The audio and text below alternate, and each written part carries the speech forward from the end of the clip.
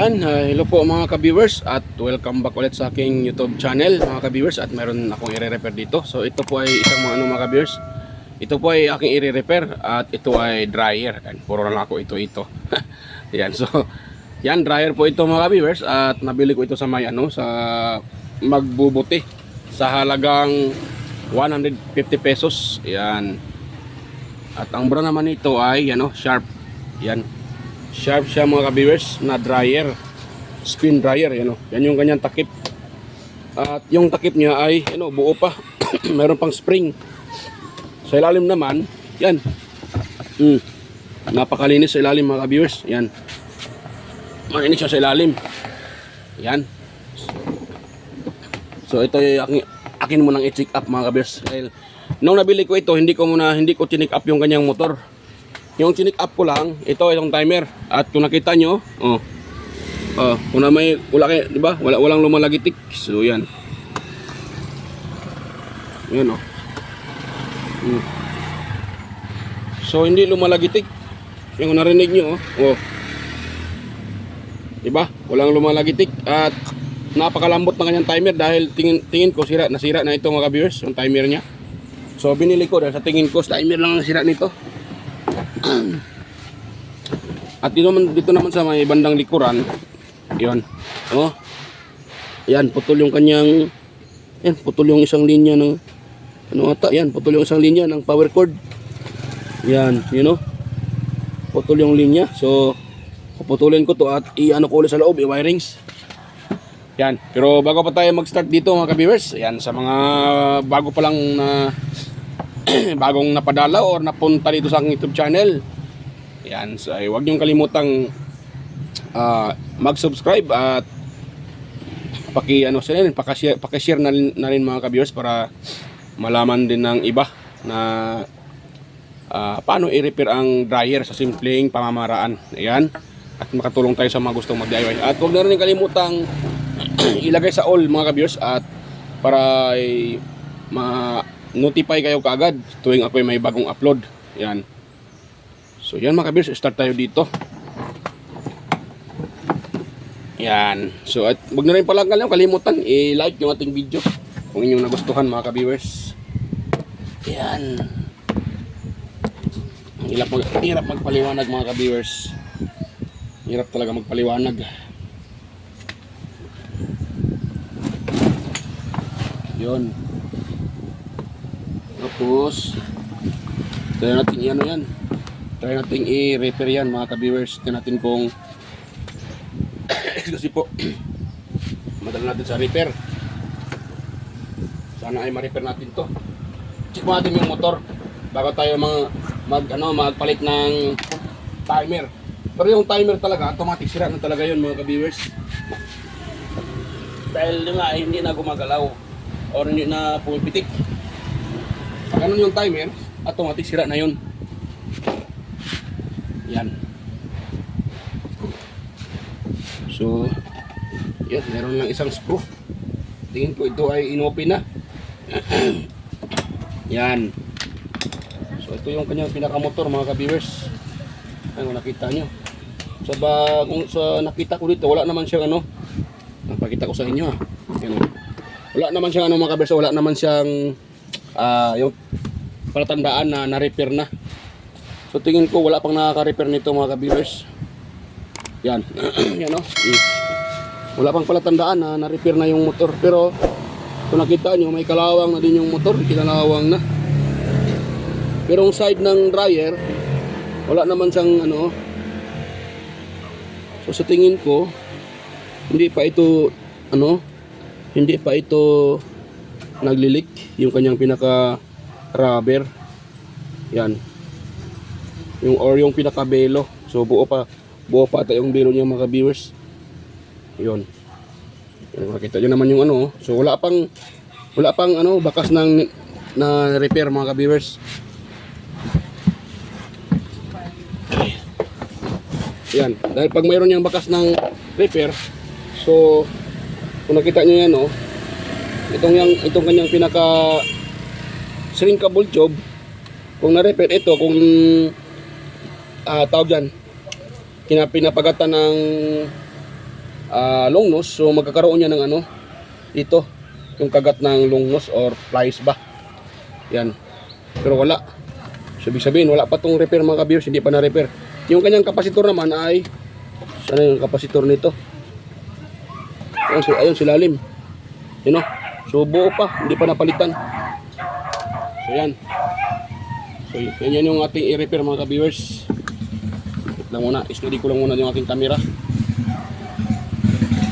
Yan.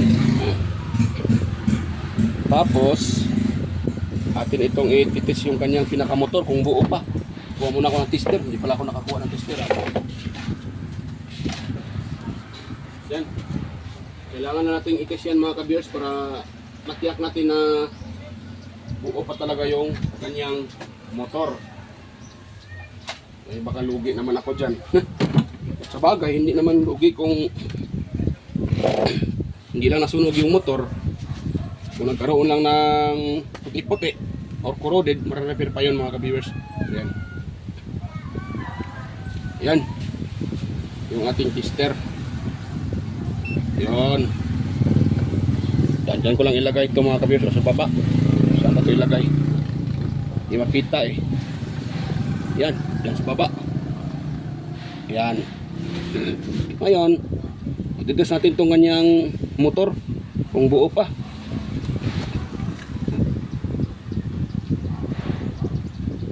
So ito. So, mas maganda siguro kung atin itong ano mga ka-viewers ay tanggalin para accurate yung reading natin. Baklasin muna natin itong wire sa motor. Itong dalawang linya sa line capacitor at single capacitor, tapat is dito sa kanyang common. Ang common ito ay kulay black. Yan, so yan, tanggal na. Yan. Tapos dito din sa kanyang ano, tatanggalin din natin mga ka-viewers para sigurado tayo. Ako, nag-slide. Ayan, nag-slide ah. Huwag na, ayaw matanggal. Ayaw kagatin ang aking ano ties o lungtos. Ayun, nagputi-puti dito, puro dito. Yun, nagputi-puti. Yun, tanggal na yung sa ano. Tapos ito naman tatanggalin natin. Ang pagsauli naman ito ay isusunod natin sa kulay mga ka-viewers. Madali lang naman to dahil magkakareho lang naman ng kulay. Yan o. Ayun. So ito na yung wire ng motor. Yan, ito yung kailangan natin i-test. Mayroon pala isa dito eh. So mayroon pa dito isa. Kala ko tapos na. Charger down. Charger down. Charger. Yan mga ka-viewers.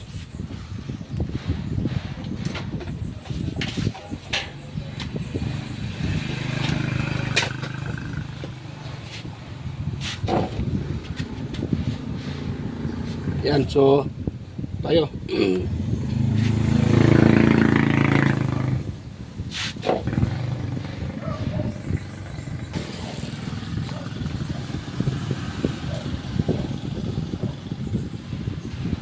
Yon.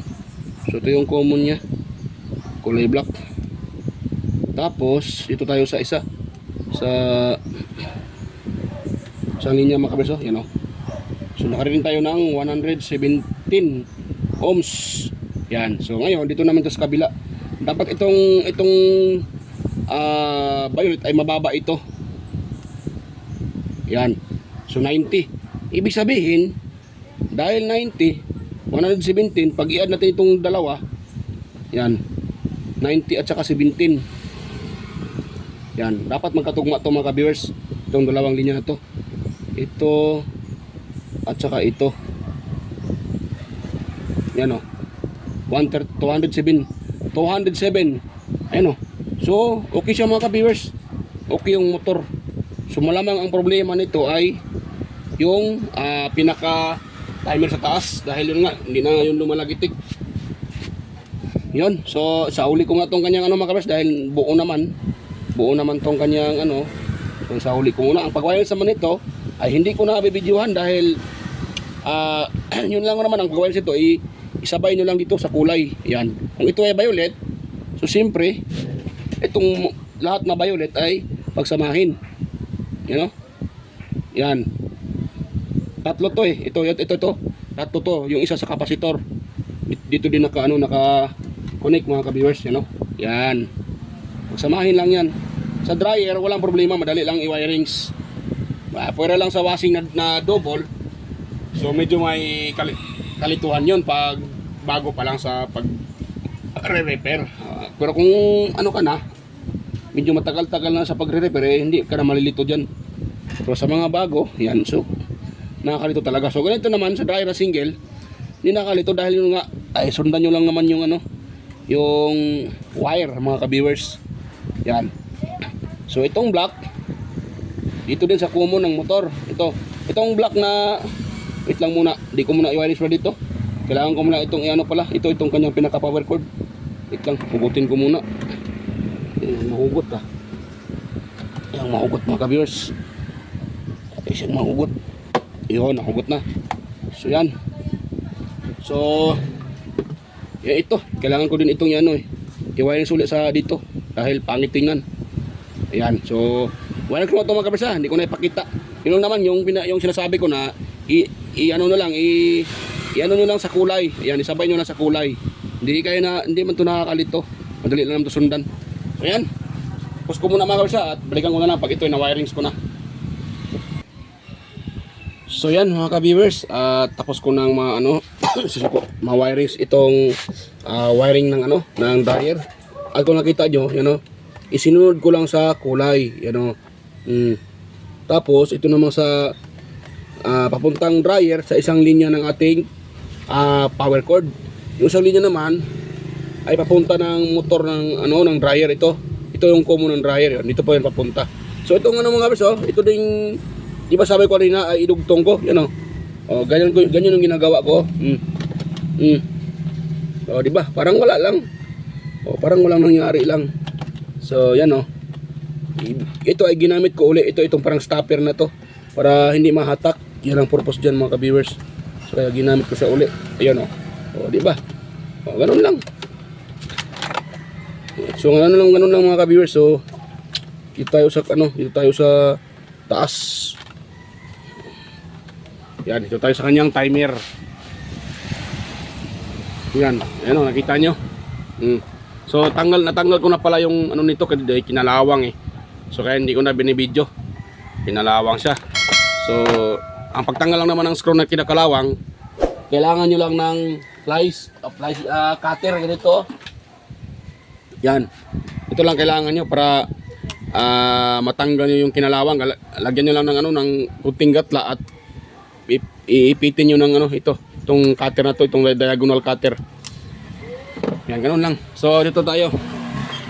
Yan, yun yung kanyang pinaka tingin ko hindi magkapareho itong ito yung gagamitin ko. So hanapan ko na ng paraan kung yan. Hanapan ko na ng paraan yan mga kabis. Ito ay skanhan lang to mga kabis, pero buo pa to. Yan, pakita ko sa inyo na buo pa to para sabihin ng iba na naglalagay tayo ng sira. Ay hindi naman to sira. So buo pa to mga ka-viewers. Ikutin ko muna. Yan lumalagitik. Ngayon kunin ko yung aking tester. Pakita ko sa inyo na yan po ay buo talaga at gumagana pa.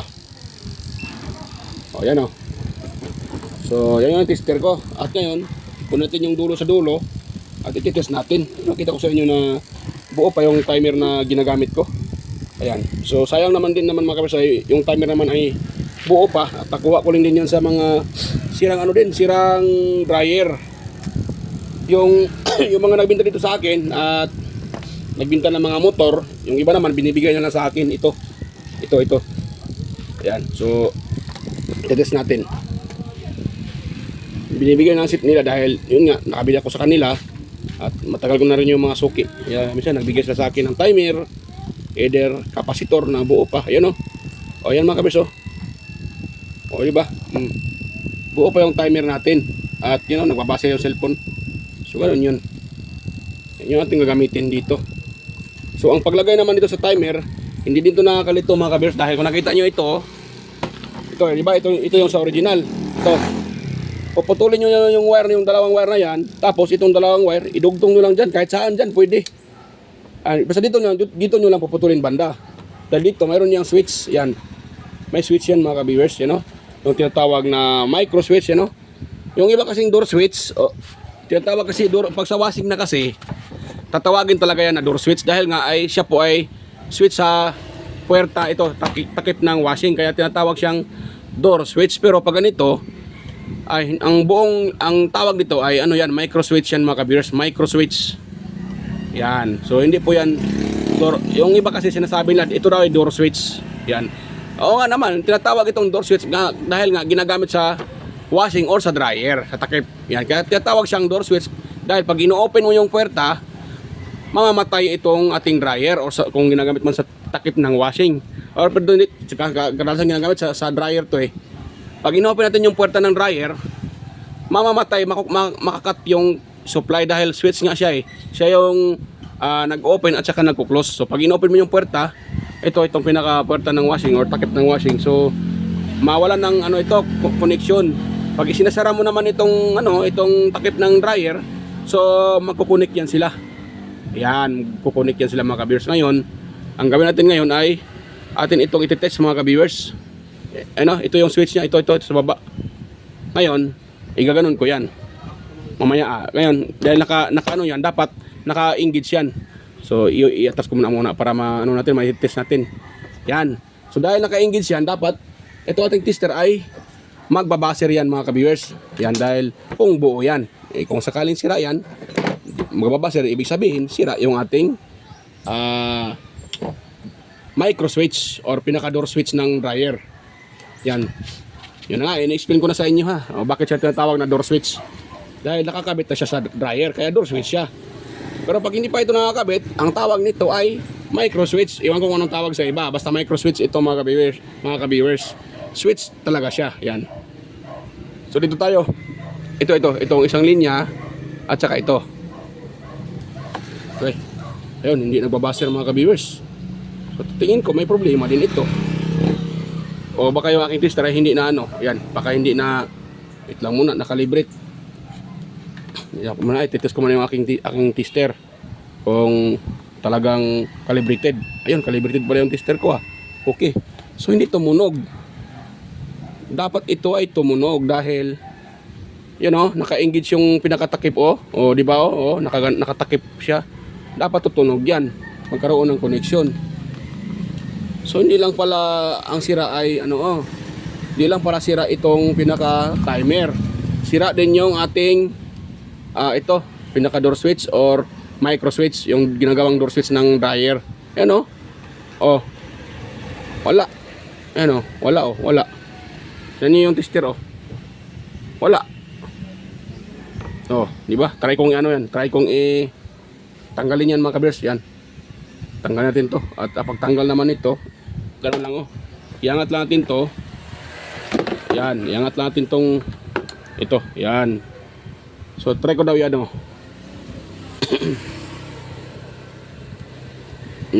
Wala talaga. Kahit naka siya. So wala talaga siyang connection. Kaya i-repair natin itong mga ka-viewers. Pwede pa naman itong ma-repair.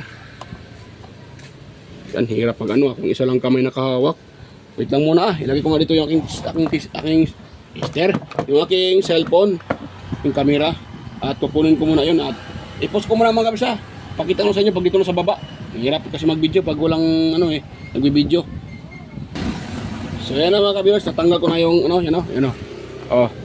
na dito. So, nandito na yung ito na siya.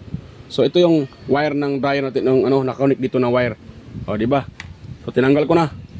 Para maipakita ko sa inyo talaga na yan po ay talaga ay tinatanggal natin at the same time at i-repair din natin dahil nga wala akong ganitong design na marami ako dyang micro switch, yung pang washing yung pang yung walang ganito, walang arm. Ito kasi mahaba yung arm niya yan, mahaba yung arm niya. So try natin i-test. Dapat ay magbabaser ito pag ating tinatapat yung ating tester dito. Doon ko nilagay yung tester. Nasa baba lang. Buo naman yung tester ko. So ngayon, ititest natin ito at akin muna itong nating ito, iganon ko ito, iganon. Yan, para magkukontak yan. Ngayon, ititest natin. Wala talaga. Wala talaga siya mga kaberso, yun o. Mayroon. Kailangan mo pang diinan. Yan. So, kailangan pa siyang diinan. So madumi ito sa lalim, pag ganito madumi. Kailangan pang diinan. Pag hindi mo siya dinidinan, gano'n lang wala. Pero pag diinan mo siya, yan, tumutunog. Yan, wala. Pag diinan mo, yun, so i-repair ko muna ito mga ka-viewers. Try ko itong i-repair.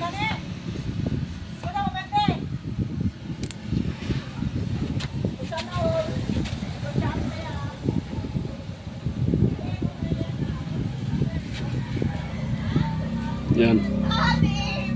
So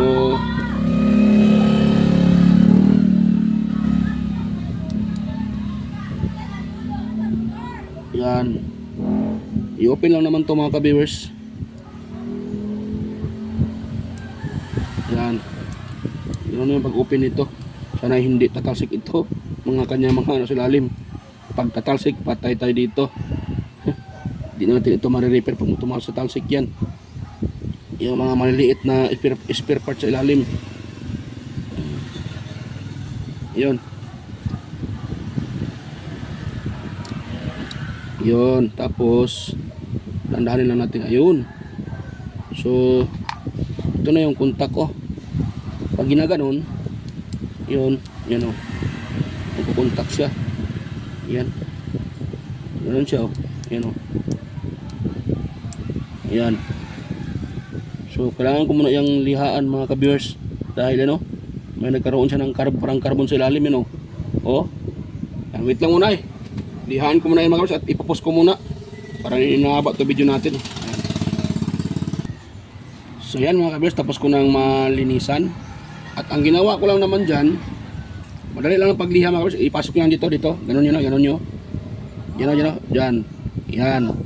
Tutupiin nyo muna ng ganito. Tupiin nyo yung liha ng ito para meron siyang dito sa kabilaan. Ayun, kabilaan mayroon. So pasok nyo dito, tapos yan, pag napasok na, gano'n na iipitin nyo ito, yan, gano'n nyo, tapos ito igalaw-galaw nyo, gano'n siya, galaw-galaw lang yan, galaw-galaw lang hanggang matanggal yung yung parang carbon sa ilalim, yung itim. So ito, tanggal pa. Ito na siyang ititis mga kabers, at okay na to kahit magtutunog na siya. Hindi na katulad kanina na kailangan mo pang ipitin ng tudas talaga. Ito, kailangan mo siyang ipitin kanina. Ngayon, hindi mo na kailangan diinan. At tinan nyo dito, tapos dito. Dapat pag hindi naka-on, dito walang kontak yan. Tinan nyo hindi pala kita yung tester Ayun, ayan, mga ka-viewers. So, yan. Tinan nyo maigi Yan naka-on na. Idiinan ko ng konti. Yan di ba mga ka-viewers Yan di ba? So okay na mga ka-viewers Yan. So okay na mga ka-viewers. So sa uli ko lang to. Sa uli ko lang siya. At hindi ko na rin videohan para hindi na mahaba ito yung video. So, at ilagay ko dito sa dryer. Washing naman. Yan. So stay tuned na uli mga ka-viewers. Yan. So naikawit ko na rin mga ka-viewers yung yan. Itong pinaka-door switch nya. Yung micro switch na gawang door switch. Yan. So yan. Puputulin natin dito. Dahil magpalit tayo magpalit tayo ng timer. Yung spin timer. Yan. Ayun. So yung itong dalawang wire na to, dito tayo magkabit ng itong linya ng itong ating dalawang wire ng papalit natin na timer mga ka-viewers. Yan. So yan. Yan ako muna yan. Tatanggalin ko muna ito. Dahil magpalit tayo dito ng timer mga ka-viewers. Yan, dito ko pala ilagay sa baba para makita nyo ng maigi. Yan, dito tayo mag-wires nitong timer na to. Yan Tapos tatanggalin natin itong dalawang screw na niya. Yun. Pati itong isa.